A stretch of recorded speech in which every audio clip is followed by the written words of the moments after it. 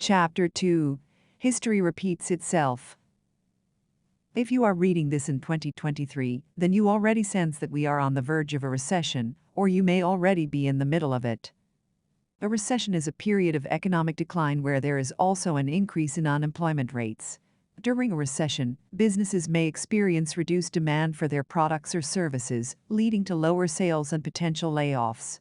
Consumers may also decrease their spending due to economic uncertainty, which can further harm the economy. There have been several factors that have contributed to past recent recessions. Let's go through 5 specific examples. The oil crisis, 1973 to 1975, was triggered by the embargo placed on oil exports by the Organization of Petroleum Exporting Countries, OPEC, which led to a significant increase in oil prices, which resulted in high inflation, increased unemployment, and a recession. Black Monday, 1987, was caused by a stock market crash, which was triggered by a combination of factors, including overvalued stock prices, high levels of market speculation, and increased program trading. The Gulf War recession, 1990 to 1991, caused by the Gulf War, resulted in higher oil prices, which in turn increased production costs, reduced business profits, and resulted in job losses. The dot-com bubble burst 2001 was a speculative boom in technology stocks and internet-based businesses. Overinvestment in technology companies, excessive hype, and unrealistic valuations led to a market correction and a subsequent recession. The 2008 financial crisis was caused by the collapse of the housing market bubble and the subsequent failure of many large financial institutions. As we can see, the causes of recessions often involve a shock to the system, such as a pandemic or natural disaster, and all past recessions are accompanied by an increase in unemployment rates, reduced consumer spending, and declining business investment. Regardless of the specific cause, recessions are generally characterized by a period of economic decline and uncertainty, often followed by a period of recovery and growth. What about capitalism? Capitalism is an economic system in which private individuals or businesses own and control the means of production and distribution of goods and services. In a capitalist system, resources are allocated and goods are produced for profit in a market system where supply and demand determine prices. Capitalism is characterized by competition, private property rights, and the pursuit of profit as the main incentive for economic activity. Capitalism can contribute to recessions in various ways. One way is through business cycles where economic expansions and contractions are part of the natural cycle of capitalism. Capitalism is based on the principle of profit maximization, and businesses are often driven to take risks to increase profits, which can lead to overproduction, speculation, and eventually market saturation, causing a recession. Another way capitalism can contribute to recessions is through income inequality. Capitalism tends to concentrate wealth in the hands of a few, which can lead to a decrease in demand for goods and services, as those with lower incomes have less money to spend. This decrease in demand can cause businesses to reduce production, leading to a recession. Additionally, capitalism can contribute to recessions through financial crises, which occur when there is a collapse of the financial system due to excessive speculation or risk-taking by banks and financial institutions. The 2008 financial crisis is a perfect example of how capitalism can contribute to a recession in this way. What are the other economic systems? There are several other economic systems and many variations and combinations of these economic systems. Different countries and societies may adopt different models based on their unique needs and circumstances.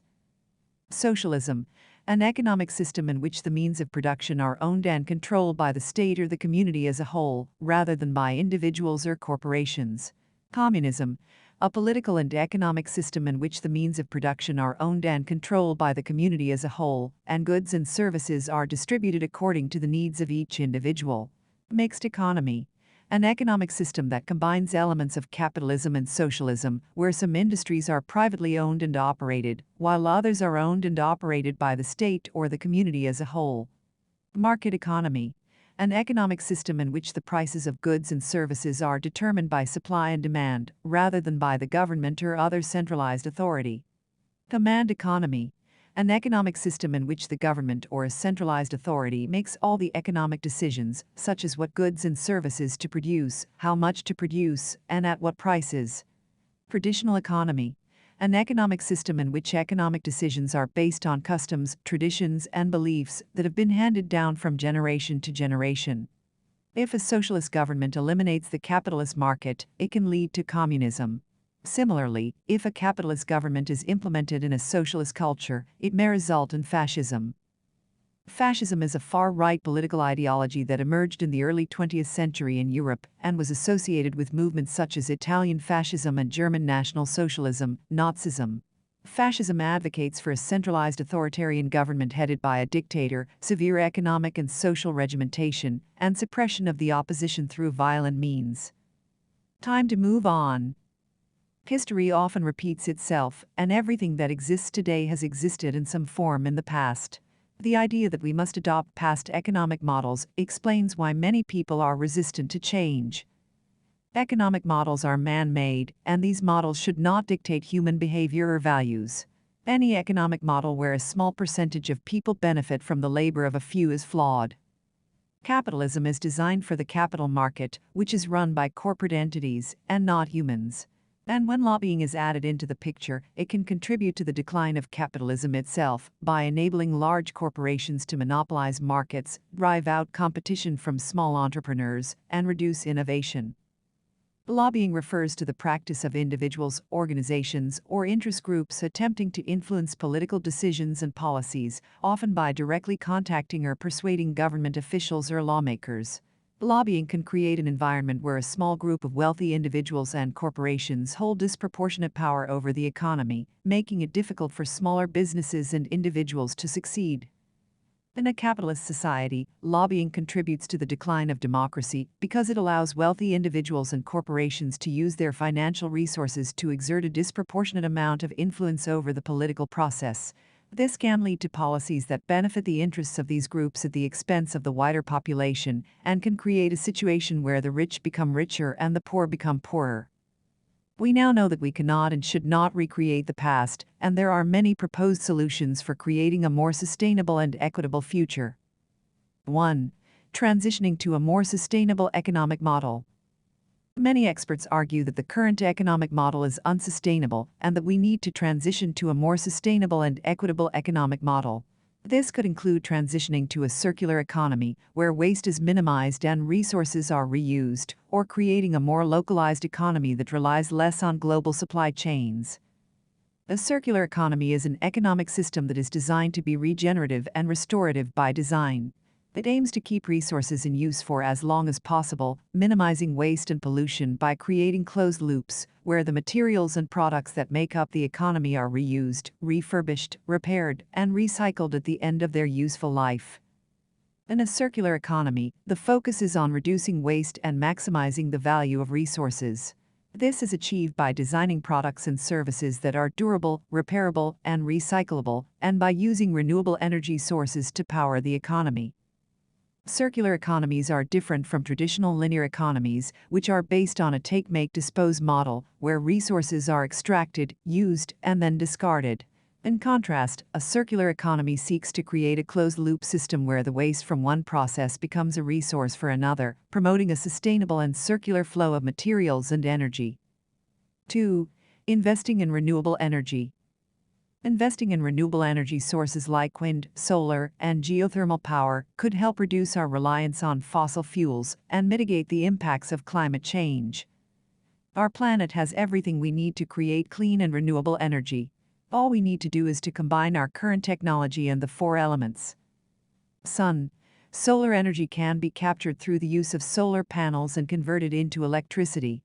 This can be used to power homes, businesses, and various devices.